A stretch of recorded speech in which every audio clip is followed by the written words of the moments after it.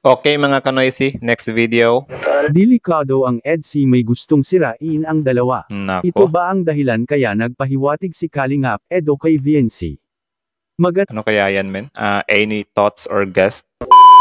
So, kumusta mga kanoisy? Welcome back sa ating YouTube channel, Filipino Easy. So, ngayong araw, manonood na naman tayo. Ang video ito mula kay Kalingap TV, about na naman to sa EDSI. So, meron ditong pamagat na Kalingap Edo nagpahiwatig, delikado ang EDSI, balak nitong sirain ang dalawa. Payag ba kayo? Of course not. Swerte naman sila kung papayag kami, di ba? So, yan yung panonoodin natin ngayon, men.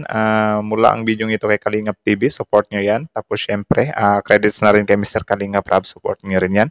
At yun, also, kung trip nyo ng mga ganitong reaction video may kasama kay manood, huwag nyo na rin kalimutan supportahan yung YouTube channel natin, Filipino Easy. So, di na natin ito patatagalin pa, baka agawin pa ng China. Again, ang title ng video ito, Kalingap Edo, nagpahiwatig, delikado ang EDSI. Balak nitong sirain ang dalawa. Payag ba kayo? So, sino kaya yung sisira min at bakit kami papayag? Sino ba yan? Sino ba yan para payagan? So, yeah, that's it. Like, comment, share, subscribe. Start! Hindi natin alam kung anong mangyari sa'yo. Delikado. Ulit. Hindi natin alam kung anong mangyari sa'yo. Hindi natin alam kung anong mangyari sa'yo. Delikado ang EDSI, may gustong sirain ang dalawa. Ito Nako, ba ang dahilan kaya nagpahiwatig si Kalingap Edo kay VNC? ano kaya yan, men? Any thoughts or guest? Comment down below. Magandang araw sa inyong lahat mga Kalingap. Sana'y hindi nyo po makalimutan na mag-like sa video na ito mga Kalingap. Like the video. At paunawa, tapusin muna ang kabuuhan ng video na ito mga Kalingap at para malaman ang nilalaman nito. Yun, tapusin para malaman ang nilalaman. So, yeah. At maraming salamat po mga Kalingap sa pagpatuloy na pagsuporta, lalo na kay Kuya Val Santos Matubang at Kalingap Rob. Yan, support nyo rin yan. Sino kaya itong nagbalak sirain ang EDSI mga Kalingap? Yan ang atin ang malalaman mamaya mga Kalingap, pero bago yun ay pag-usapan muna natin ang dalawang tambalan na ito. Walang iba ang EDSI mga Kalingap. Yun, palakas. Dahil sa sobrang kilig ng mga EDSI fanatics at ka-EDSI community mga Kalingap, ay gusto na rin ng karamihan na magkatuluyan na rin ang dalawang ito mga Kalingap. Nako, tingnan nyo yung pagtingin or titigan ni Edo, men. Tinitigan ko. In love si paring Ido, Kita nyo yan, men. Grabe, ang ganda talaga ni Viancy, men. Amazing. Tuloy. At dahil sa ipinapakita ni Kalingap Edo na sobra siyang nag-alala para kay VNC, ay halatang halata ng karamihan mga Kalingap na na-in-love na si Kalingap Edo kay VNC mga Kalingap. Nako po.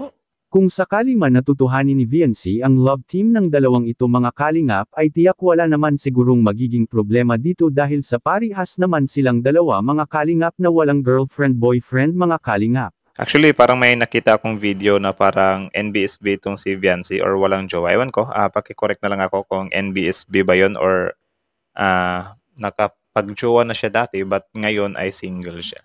Comment nga kayo sa baba guys, nakalimutan ko eh. Basta parang may nakita akong video, si Dr. Labata yung nag-post nun. At alam naman nating lahat kung gaano katinong lalaki si Kalingap Edo, kaya hindi na maging problema pa ni VNC kung sakaling sasagutin niya si Kalingap Edo mga Kalingap. Actually, ang aurahan ko or the way ko tignan ng aura ni Edo is parang ano siya, Enchong D. Yun yung parang aurahan niya. Though, yun lang naman yung base sa napansin ko.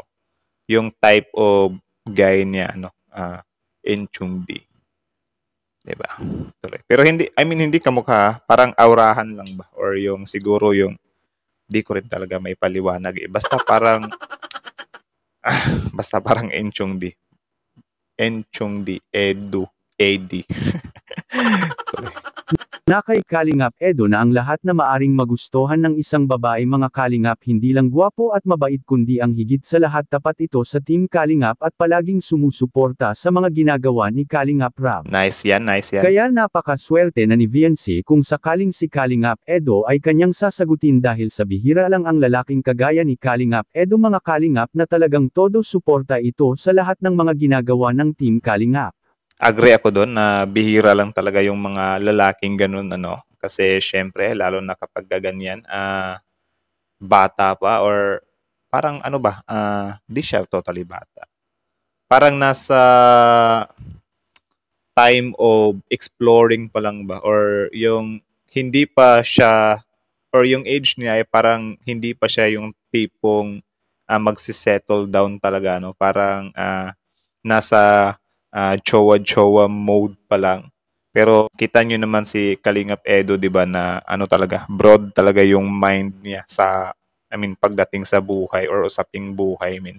Lalo na nagcha-charity din siya, di ba? Yung channel niya, ganun din yung, I mean, tumutulong din siya sa iba. So siguro, yun yung isa sa nakapagpalawak pa lalo ng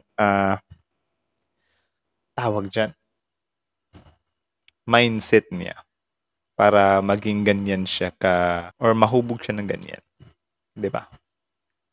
Ewan ko kung At nagets niyo. lalo pa kaya kung sa kay VNC na mga kalingap ay sigurado na hindi rin ito magsasawang susuporta para sa mga pangarap ni VNC na matupad ito mga kalingap. Nice, nice, nice. Ngunit hindi lang talaga maging madali para kay VNC ang lahat mga kalingap dahil sa may komplikado silang dalawa at gap mga kalingap sa isa't isa. Anong gap ba yan? At bakit ko po ito nasabi? Bakit? Gusto nyo bang malaman ito ang mga dahilan mga kalingap? Ayaw kong malaman.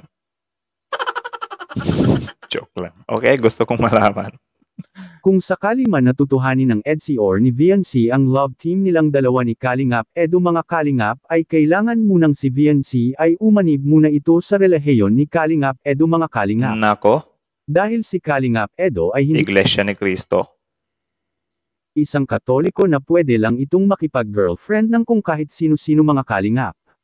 Kaya ito ang isa sa mga magiging problema ng dalawa mga kalingap dahil sa kailangan pa muna ni VNC na magkaparihas muna silang dalawa sa kanilang pananampalataya. Ano ba religion ni Edo, men? Dahil mahigpit itong ipinagbawal sa relihiyon ni Kalingap Edo mga kalingap ang makipag-girlfriend nang hindi niya kapareho sa kanyang pananampalataya. Nako. Kaya malaking hamon Baka matutulad yan kay yung sa Joyvid din, religion din yun. ito para kay VNC. At sino naman itong gustong sirain ang EDSI mga kalingap? Sino yan? Yan ang atin ang malalaman ngayon mga kalingap. Nagkabalgara na nga noong last episode ng EDSI mga kalingap ay noong tinatanong si Kalingap Edo ni Kalingap Rab kung namiss pa ba ni Kalingap Edo ang nakaraan nitong ka-love team. At inamin dito ni Edo mga kalingap na namimiss pa anya niya ang dati nitong katambalan mga Nako, totoo ba yan? My goodness. Yung dating katambalan, walang iba kundi si Erica. So, I think yan yung pinapatukuyan dito ni Kalingap TV. Talaga ba? kalingap at walang iba kundi si Erica mga kalingap. Diba? At Tama. Kalingap Edo bakit ito nagpapahiwati? Bakit? At ano naman ito makikita po natin sa video. Yan ang sweet mo ngayon. Grabe, siyempre, Walang subtitle. nag-aalala ako. Malay mo, may hindi natin alam kung anong mangyari sa'yo. Diyan sa pagbiyahe mo dito.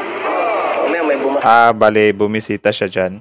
So, yun, meron din talagang mga lalaking ganyan, na ang lakas makapag-worry sa mga girls or sa mga iniiro or sa mga crushes or sa mga nagugustuhan nila. Meron talagang ganyan. But, yun, kung sakaling nandyan ka na or natagpuan mo na siya, ikaw, girl, kung sakaling natagpuan mo na yung lalaking ganyan, wag mo nang pakawalan kasi sobrang bihira na lang namin. Sobrang bihira na lang ng mga lalaking ganyan na yun concern sa babae.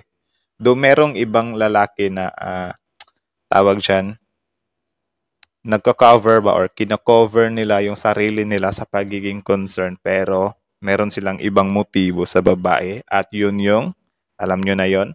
So dapat din talaga ano tayo diyan kung halimbawa ganyan, kayo mga girls, dapat maging cautious talaga kayo. Huwag kayong maniwala agad sa mga mabulaklak na salita naming mga lalaki. Kasi, syempre, sobrang laking risk niyan. Alam naman natin na ngayong panahon talaga ay wala na yung mga lalaki. Sobrang excited. Admitted ako doon. Excited din ako. So, yun, sana, grabe, parang nilaglag ko yung sarili ko dito. Basta, ano na lang, subukan nyo pa rin na tawag dyan, dumaan sa tamang proseso ba? Or yung tinatawag natin na wedding first. At yun, subukin mo talaga yung lalaki mo, men, or yung boyfriend mo. Wag na wag kang maniniwala sa mga sabi-sabi or sa mga salita na kung talagang mahal mo ko, ibibigay mo yan. Kasi men, hindi yan yung talagang tunay na lalaki na concern talaga sa'yo, ano, na babatuhin ka ng mga ganyang salita. Wala eh. Landi lang talaga yan or last lang talaga yan, men.